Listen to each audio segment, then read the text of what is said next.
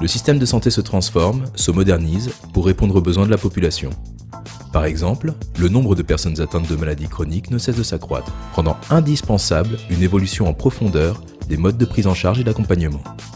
Dans un contexte de financement contraint, les professionnels des établissements sanitaires et médico-sociaux doivent trouver des solutions pour s'adapter. C'est pour les accompagner dans cette démarche que l'Agence nationale d'appui à la performance a été créée. Elle réunit des expertises variées qu'elle met au service de l'ensemble de la communauté.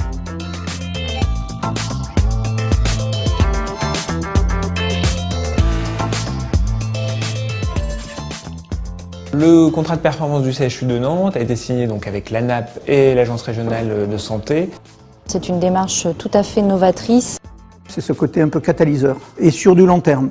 On est dans la conduite du changement. C'est véritablement pouvoir s'appuyer sur des référents, des porteurs de projets qui à un moment donné vont pouvoir s'impliquer dans des actions. C'est cette possibilité de réfléchir à une organisation adaptée pour l'avenir. Donc un défi, je dirais, à la fois stratégique et financier. C'est ce qu'il y a de plus important parce que cette façon d'aborder les problèmes n'existait pas au niveau des établissements.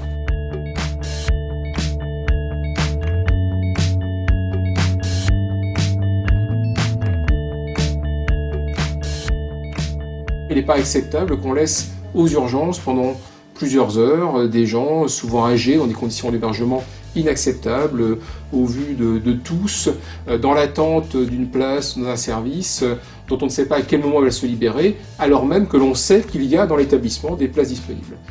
Le système de gestion des lits, au départ, comme à chaque fois qu'on va vers quelque chose de nouveau, on a été un petit peu sceptique. Et très honnêtement, il semblerait que ça marche. Je trouvais que les cadres des urgences étaient trop phagocytés par le travail de recherche de disponibilité en lit, de placement de patients.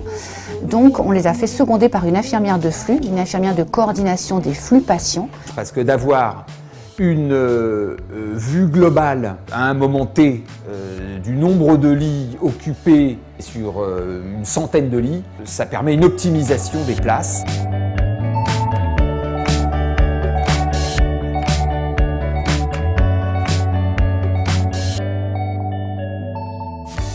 Il y a eu une demande de la part de l'équipe de direction d'aller plus loin dans la démarche d'amélioration de qualité et de performance de leur établissement. Et donc pour cela, ils voulaient des indicateurs pertinents, productibles et pratiques dans le quotidien.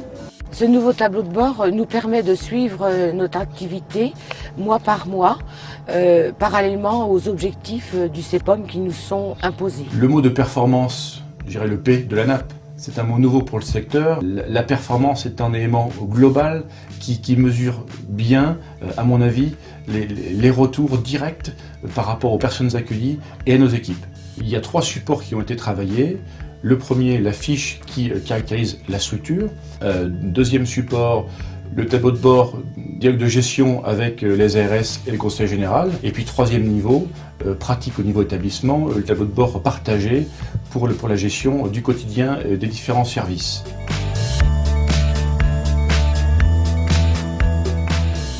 Qu'il s'agisse de questions liées à votre stratégie d'investissement, de ressources humaines ou d'organisation interne, que vous ayez besoin d'outils pratiques, d'aide au pilotage ou d'un éclairage sur un thème précis, n'hésitez pas à consulter les outils et publications de l'ANAP.